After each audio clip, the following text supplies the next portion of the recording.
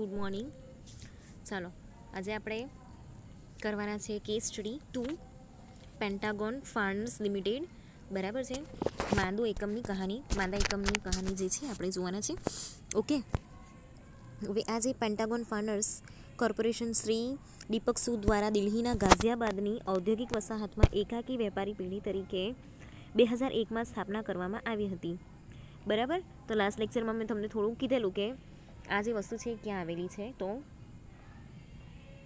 દિલ્હીના ગાઝિયાબાદની અંદર બહુ મોટી જીઆઈડીસી જેવું છે, મતલબ આપણે ત્યાં જીઆઈડીસી કહેવાય, બરાબર, એ ટાઈપનું ત્યાં છે. ઓકે, તો બહુ મોટું એક ઇન્ડસ્ટ્રીયલ એરિયા છે. ઓકે, આ ગાઝિયાબાદની અંદર, અને ત્યાં છે ને એકાકી પેઢી તરીકે આ જે દીપક સૂદ છે, બરાબર છે, એમણે 2001માં એમની ફેક્ટરીની સ્થાપના કરેલી.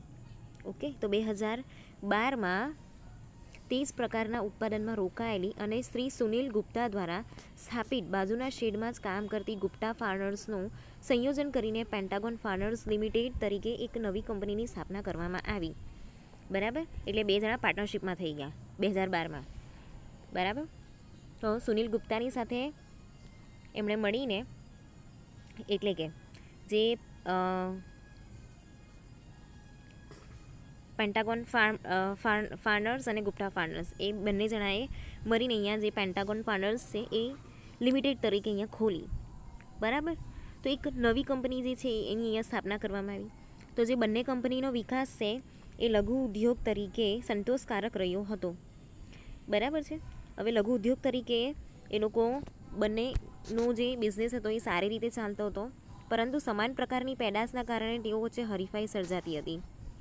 ઓકે, હવે બંનેનું ઉત્પાદન એક સરખું હતું, તો એટલા માટે બંને વચ્ચે શું થતું હતું કે લાઈક કોમ્પિટિશન ઊભી થતી હતી. બરાબર. તો કોમ્પિટિશનના લીધે કોન્ફ્લિક્ટ બી ઊભા થાય. તો એના લીધે બંને ઉદ્યોગ સાહસિકો છે એ લોકોએ શું નક્કી કર્યું કે સંયોજિત સ્વરૂપે ક્ષમતા કેળવવા માટે હરીફાઈ નાબૂદ કરવા માટે 2012માં બંને પેઢીએ સંયોજન કર્યું. બરાબર છે. અને એનું લિમિટેડ કંપનીની અંદર એનું રૂપાંતરણ કરવામાં આવ્યું. તો જે બંને માલિકો છે એ દરેકની 30% જે ઇક્વિટી ભંડોળ છે એની સાથે અહીંયા ને બાકીના જે 40% છે એ ખાનગી પ્લેસમેન્ટ દ્વારા ઇક્વિટી ભંડોળ સ્વરૂપે અહીંયા મેળવવામાં આવી. બરાબર છે. તો આ ઉપરાંત જે ઉત્તર પ્રદેશ સેના નાણાકીય નિગમ પાસેથી મુદ્દતી લોન લઈ અહીંયા જે ઉત્પાદન વ્યવસ્થા છે એનું પુનઃગઠન અહીંયા કરવામાં આવ્યું. બરાબર છે. તો આખું જે વસ્તુ છે એની અંદર સુધારો વધારો કરીને ફરીથી જે ફેક્ટરી છે એને અહીંયા ઊભી કરવામાં આવી. બરાબર છે. તો આ જે કંપની છે એની મુખ્ય પેદાશ તેની વાર્ષિક ઉત્પાદન શક્તિ નીચે પ્રમાણે છે. તો self tapping screw, machine screw અને નટબોલ અને ફાર્નર્સ. બરાબર છે. આટલી વસ્તુનું ઉત્પાદન થતું હતું. તો સેલ્ફ ટેપિંગ સ્ક્રૂ છે એનું વાર્ષિક 2000 ટન જેટલું ઉત્પાદન થતું હતું. બરાબર છે. પછી જે મશીન સ્ક્રૂ છે એનું વાર્ષિક 1000 ટન ઉત્પાદન થતું હતું. નટ બોલ્ટ અને જે ફાર્નર્સ છે એના વાર્ષિક 2000 ટન જેટલું અહીંયા ઉત્પાદન થતું હતું. ઓકે, હવે સંયોજનના સામાન્ય પરિણામો નીચે પ્રમાણે હતા. તો કેટલાક યંત્રોનું બેવડીકરણ થયું હતું. આથી અમુક યંત્રોનો પૂરો ઉપયોગ થઈ શકતો નહીં હતો. બરાબર છે. તો બેવડીકરણ એટલે શું કે જે યંત્રો હોય ને એને બે વસ્તુ માટે યુઝ કરવામાં આવે. ઓકે, તો બીજા બધા જે યંત્રો હતા ને એનો પૂરેપૂરો ઉપયોગ થઈ શકતો હતો નહીં. બરાબર. તો એ મશીન એમને પડી રહ્યા હશે, કાં તો એના પર ઓછું ઉત્પાદન થતું હશે, તો એનો યોગ્ય ઉપયોગ નહીં થતો હોય. ઓકે, એના પછી છે જમીનનો કેટલોક હિસ્સો છે વપરાયા વગર પડ્યો રહેતો હતો. હવે બે ભેગા કર્યા એટલે બંનેની જમીન ભેગી કરે ને એની અંદર એક વસ્તુ ઊભું કરીએ તો બાકીની જમીન તો એમ જ રહેવાની ને. તેનો યોગ્ય ઉપયોગ એ લોકો કરતા નહીં હતા. પછી કંપનીએ કેટલાક જૂના યંત્રોને બદલીને નવા વધુ ક્ષમતાવાળા યંત્રોની ગોઠવણી કરી હતી. બરાબર. પાર્ટનરશિપમાં એ લોકોએ બિઝનેસ કરવાનું વિચાર્યું, તો એ લોકોએ જૂના યંત્રો કાઢી નાખ્યા ને નવા જે યંત્રો છે એ લઈ આવ્યા. પરંતુ કેટલાક જૂના યંત્રો છે એની સાથે તેનું યોગ્ય બેલેન્સિંગ નહીં થઈ શકવાને કારણે આવા મોંઘા યંત્રોનો પૂર્ણ ઉપયોગ થઈ શકતો ન હતો. બરાબર. તો હવે જે જૂના જે યંત્રો હતા એની સાથે એનું શું નહીં થતું હતું, બેલેન્સિંગ થતું હતું નહીં. બરાબર છે. તો એના કારણે જે મોંઘા યંત્ર લાવેલા છે એનું બી બરાબર ઉપયોગ નહીં થતો હતો, અને જે જૂના યંત્રો છે બરાબર એનો બી યોગ્ય ઉપયોગ થતો નહીં હતો. તો જે બંને પેઢી છે એ પેઢીઓને વ્યક્તિગત રીતે પોતાની જે પેદાશો છે એના માર્કેટિંગની મૂળભૂત મુશ્કેલી હતી, તે સમસ્યા સંયોજન પછી પણ ચાલુ રહી. બરાબર, એટલે જે કોમ્પિટિશન જેવું પહેલાં દેખાતું હતું કે એ લોકો વચ્ચે જે ચકમક ઝરતી હતી એ સ્ટીલ અત્યારે પણ છે. બરાબર, કેમ કે યંત્રની ગોઠવણી નથી, જમીનનો યુઝ નહીં થયો, કેટલાક યંત્રો છે, મશીનરી છે, એમને એમ પડી છે. બરાબર, તો ઓફકોર્સ એની અંદર આપણને નુકસાન તો જોવા મળવાનું છે. ઓકે, તો જે કંપની છે એ કંપનીને આ વિસ્તારના પાવર તંત્રની સમસ્યાનો સામનો કરવો પડ્યો હતો. બરાબર છે, તો જેને પરિણામે તેને પોતાની જે કંપની છે એને સ્થાપિત શક્તિ, ઉત્પાદન શક્તિનો પૂર્ણ ઉપયોગ કરી શકતી નહીં હતી. હવે અહીંયા પાવરની બી સમસ્યા ઊભી થઈ. ઓકે, તો એ લોકોએ જે પણ ઇન્વેસ્ટ કરેલું છે, જે મશીનરી છે, એનો એ લોકો ટોટલ યુઝ અહીંયા કરી શકતા નહીં હતા. બરાબર છે, તો જો આપણે અહીંયા જોઈએ તો સૌથી પહેલાં પેન્ટાગોન ફાર્નર્સ, એના માલિક હતા દીપક સૂદ. એકાકી પ્રકારની વેપારી પેઢી હતી. બરાબર છે, અને બીજો તો ગુપ્તા ફાર્નર્સ. બરાબર છે, ગુપ્તાજીનું, સુનિલ ગુપ્તાનું. ઓકે, હવે અહીંયા કેવું છે કે કોમ્પિટિશન ટાઈપનું અહીંયા માર્કેટ એ લોકો માટે સર્જાતું હતું. બરાબર છે, તો એટલા માટે એ લોકોએ શું કર્યું, અહીંયા સંયોજન કર્યું, એટલે પાર્ટનરશિપ થઈ ગઈ. બરાબર છે, તો પાર્ટનરશિપ હવે જો 2001માં સ્થાપના કરી લઈને 2012માં એ લોકોએ પાર્ટનરશિપ કરી. હવે 11 વર્ષ સુધી તો બધું બરાબર ચાલતું હતું. બરાબર, એ પછી એ લોકોએ શું કર્યું, 30% જે ઇક્વિટી છે એ ભંડોળ ભેગું કર્યું. ઓકે, એના પછી જે 40% છે ને એ ખાનગી પ્લેસમેન્ટ છે ત્યાંથી ઇક્વિટી ભંડોળ એ લોકોએ ભેગો કર્યો. બરાબર છે, હવે એ લોકોનું જે વાર્ષિક ઉત્પાદન છે ને એ કેટલું હતું, તો જો સ્ક્રૂનું 2000 ટન હતું, મશીન સ્ક્રૂ છે એનું 1000 ટન હતું, નટ બોલ્ટ્સ અને ફાર્નર્સ એનું 2000 ટન હતું. બરાબર છે, પણ જ્યારે એ લોકો પાર્ટનરશિપ ફર્મ ખોલે છે, બરાબર, બંને ભેગા થાય છે, તો એની અંદર આ બધી સમસ્યા ઊભી થઈ. બરાબર, એટલે શું થયું કે એ લોકોએ પ્લાનિંગ બરાબર નહીં કરેલું. બરાબર છે, એ લોકોએ એમ ડિસાઇડ કરી લીધું કે ચાલો કોમ્પિટિશન ઊભી નહીં થાય એટલા માટે આપણે પાર્ટનરશિપ ખોલી કાઢીએ.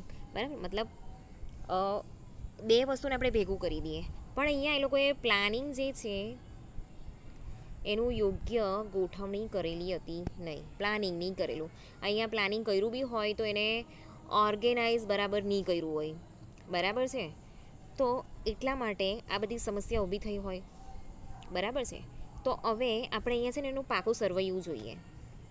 બરાબર, તો એનું જે પાકું સર્વૈયું છે ને એ આ પ્રમાણે છે કે ભાઈ કંપની આ પ્રકારની સમસ્યાના લીધે છેલ્લા 2 વર્ષથી રોકડ નુકસાન જે છે એ કરતી રહી છે અને જે મુદ્દતી લોન છે એનું વ્યાજ તથા હપ્તો ચૂકવવા માટે અસમર્થ રહી છે.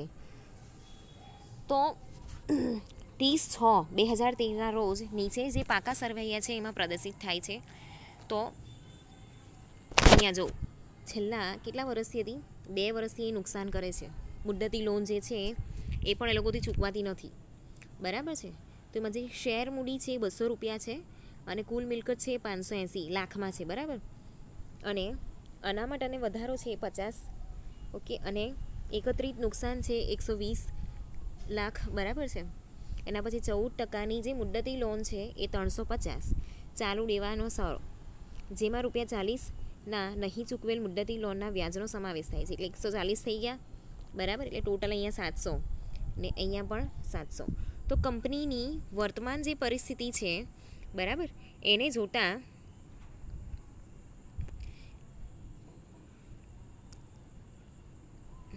તે માંડા એકમ એટલે કે સિક યુનિટ તરફ પ્રયાણ કરી રહ્યું છે, કારણ કે એકત્રિત નુકસાન ઇક્વિટી ભંડોળના 50%ની નજીક થઈ રહેલ છે. બરાબર, જો 700 એટલે 50% નુકસાન થયું ને. વળી કંપની છેલ્લા 2 વર્ષથી રોકડ નુકસાન અહીંયા કરી રહી છે. બરાબર છે, તો દિલ્હીની એક કાર કંપનીએ તેના બધા જ ફાર્નર્સનું ઉત્પાદન ખરીદી લેવાની અને બીજી એક એન્જિનિયરિંગ કંપનીએ બંને પ્રકારનું સ્ક્રૂનું સંપૂર્ણ ઉત્પાદન ખરીદી લેવાની તૈયારી દર્શાવી. તો એ લોકોએ શું કરવું પડે એવું હતું કે અહીંયા એ લોકોએ આખું ફર્મ જે છે એ વેચી દેવું પડે એમ હતું. બરાબર છે, તો એમાંથી એક કારની જે કંપની હતી એણે જે આખું ફાનર્સ હતું ને એને ફાનર્સ કરતું જે ઉત્પાદન કરતી જેટલું બી આખું સિસ્ટમ છે એને ખરીદી લેવાની વિચાર કર્યો. તો બીજી એક એન્જિનિયરિંગ કંપનીએ શું કર્યું કે જે જગ્યાએ સ્ક્રૂનું ઉત્પાદન થાય છે ને એ આખું યુનિટ અહીંયા ખરીદી લેવાનું એને તૈયારી બતાવી. પરંતુ આ કરારથી મુખ્ય 2 શરતો એ છે કે કંપનીએ નક્કી કરેલ જે પુરવઠો છે એ નિયમિત મોકલવો જોઈએ. બરાબર. તો અહીંયા જે પણ કીધું છે કે આટલો પુરવઠો જોઈએ છે તે નિયમિત મોકલવાનો. તેની ઓફર કિંમતની એવી દરખાસ્ત કરાઈ છે કે કંપની પોતાની વર્તમાન કાર્યદક્ષતા છે એ વધારવાની અને સ્થાપિત ઉત્પાદન શક્તિ છે એનો મહત્તમ ઉપયોગ કરી શકે. બરાબર છે. તો અહીંયા કેવું છે કે બીજી એવી ઓફર હતી કે અહીંયા જે પણ કિંમત છે બરાબર એ કિંમત પ્રમાણે અહીંયા જે લોકોની વર્તમાન કાર્યદક્ષતા છે એની અંદર વધારો કરવાનો છે અને ઉત્પાદન શક્તિનો પણ અહીંયા મહત્તમ ઉપયોગ કરવાનો છે. બરાબર છે. તો અહીંયા કયા કયા પ્રશ્નો જે છે એ ઊભા થઈ શકે છે. તો કંપનીની જે મૂળભૂત સમસ્યાઓ છે એ જણાવો. તો કંપનીની મૂળભૂત સમસ્યાઓ કઈ કઈ હતી એ આપણે આગળ જોઈ ગયા. બરાબર છે. તો કંપનીની આ મૂળભૂત સમસ્યાઓ હતી. બરાબર છે. આ જે વસ્તુ હતી એની મૂળભૂત સમસ્યા હતી કે ભાઈ યંત્રોનું બેવડીકરણ થતું હતું. એટલે એક જ યંત્ર 2 વસ્તુમાં યુઝ થતો હોય. બરાબર છે. તો યંત્રોનો પૂરેપૂરો ઉપયોગ નહીં થતો હતો. એ તો એની અંદર કેવું છે કે જે સિંગલ યુઝવાળા યંત્રો એ પડી રહેતા હોય. બરાબર છે. તો કેવું છે કે એના પર ઉત્પાદન નહીં થાય ને પેલા પર 2 વસ્તુનું ઉત્પાદન થતું હોય. તો એનાથી એ 2 વસ્તુ છે ને એની ઉત્પાદનની જે વસ્તુ છે ને બરાબર જે આંકડો છે ને એ ઓછો થતો જાય. બરાબર છે. હવે અહીંયા કેવું છે કે જો આ 2 અલગ અલગ ફોર્મ હતા બાજુમાં જ. બરાબર છે. હવે એ બંનેને એ લોકોએ ભેગા કરી દીધા. ઓકે. તો જમીનમાં વધારો થયો. રાઈટ. તો એનાથી શું થયું કે એ લોકોએ માની લો કે આટલું ફોર્મ જે છે એ ચાલુ કર્યું. તો આજુબાજુની જે જમીન છે ને એનો બરાબર યુઝ નહીં કર્યો એ લોકોએ. તો એ જમીન તો એમ જ જાય ને. બરાબર છે. એ જમીન પર એ લોકોએ કદાચ બીજું કારખાનું અહીંયા ચાલુ કર્યું હોય. બરાબર. તો એનો યોગ્ય યુઝ થયો હોય.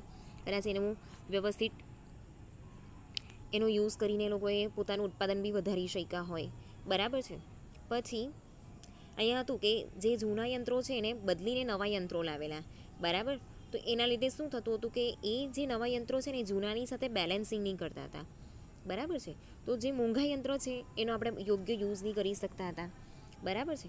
અને કેવું છે કે બંને પેઢી ભેગી તો થઈ ગઈ પણ જે પેદાશ છે કે જે માર્કેટિંગ છે એને રિલેટેડ એ લોકોની વચ્ચે જે પણ કોન્ટ્રાડિક્શન હતું ને એ સ્ટીલ હજુ એવું ને એવું જ ઊભું છે. કેમ કે એ લોકો બરાબર પ્લાનિંગ કે ઓર્ગેનાઇઝિંગ નથી કરી શક્યા. ઓકે. બીજી વસ્તુ કે અહીંયા જે પાવરની સમસ્યા છે તે એ લોકોએ ભોગવવી પડી. બરાબર છે. તો એટલા માટે અહીંયા કેવું છે કે કંપનીની જે મૂળભૂત સમસ્યા છે એ આ રીતે ઊભી થઈ. તો આ સમસ્યાનું અંકુશિત અને બિન અંકુશિત વિભાગમાં જે વિભાજન કરવામાં આવે છે. બરાબર છે. તો એ વિભાજન તમારે કરવાનું છે કે કઈ વસ્તુ જે છે અંકુશિત કરી શકાય છે અને કેવી છે એ બિન અંકુશિત છે. મને તો અહીંયા કોઈ બિન અંકુશિત જેવું બહુ દેખાયું નહીં. બરાબર. જે પાવર સપ્લાય છે એને પણ આપણે જનરેટર લગાવીને કે થોડુંક ઇન્વેસ્ટમેન્ટ કરીને આપણે એને પણ જે છે અંકુશિત કરી શકીએ છીએ. પછી અંકુશિત સમસ્યાના ઉકેલ માટે કયા પ્રકારના અહીંયા સૂચનો કરશો. બરાબર છે. તો શું કંપનીએ બંને ટાઈઅપ દરખાસ્તો છે એ સ્વીકારવી જોઈએ. તો અહીંયા જે ટાઈઅપ માટેની જે દરખાસ્તો છે બરાબર છે એ સ્વીકારવી જોઈએ. તો મને એવું લાગે છે કે હા સ્વીકારવી જોઈએ. કેમ કે ઓલરેડી માંડલું ચાલે છે. બરાબર છે. ને અહીંયા એ લોકોને મોકો મળે છે સામેથી કે પોતાની કાર્યદક્ષતા એ વધારે અને ઉત્પાદન શક્તિ વધારે. તો એની અંદર વધારો કરીને આ વસ્તુ એ લોકો કરી શકે છે. બરાબર છે. તો એના માટે એ લોકોએ શું કરવું જોઈએ. બરાબર. તો મશીનરી છે એની અંદર ચેન્જીસ લાવવા જોઈએ. જે જમીન છે એનો પૂરતો યુઝ કરવો જોઈએ. બરાબર છે. હવે બેવડીકરણની જગ્યાએ જે એક વસ્તુ છે એને એવું મશીન તમારી પાસે અવેલેબલ છે તો એનો યુઝ કરી શકે ને એ લોકો. બરાબર છે. એના પછી છે કે જે કંપની છે એની વર્તમાન પરિસ્થિતિનું SWOT વિશ્લેષણ જે છે એ કરવાનું છે. બરાબર. હવે નેક્સ્ટ લેક્ચરમાં છે ને હું તમને SWOT એનાલિસિસ જે છે એ શીખવાડી દેવા. બરાબર. તો અહીંયા કંપનીની જે સ્ટ્રેન્થ છે બરાબર છે એની જે વીકનેસીસ છે ઓકે એને જે મળતી ઓપોર્ચ્યુનિટી છે એને જે મળતી મતલબ એ લોકો કયા વિસ્તારમાં જશે ને એ લોકોને એ વિસ્તારમાં જતાં ડર લાગશે કે એ બધી વસ્તુ જે છે એ તમારે અહીંયા કહેવાની છે. બરાબર છે. તો આવી રીતે જે કેસ સ્ટડી છે એની અંદર તમારે આના આન્સર તમારે કેવી રીતે આપવાના છે તમને કેસ સ્ટડીમાંથી સારી રીતે મળી રહેશે. બરાબર. તો તમારા જે કેસ સ્ટડી છે એને સ્ટડી કરીને એકવાર આનું જે આન્સર છે લખજો, કદાચ તમને એક્ઝામમાં પૂછાય પણ.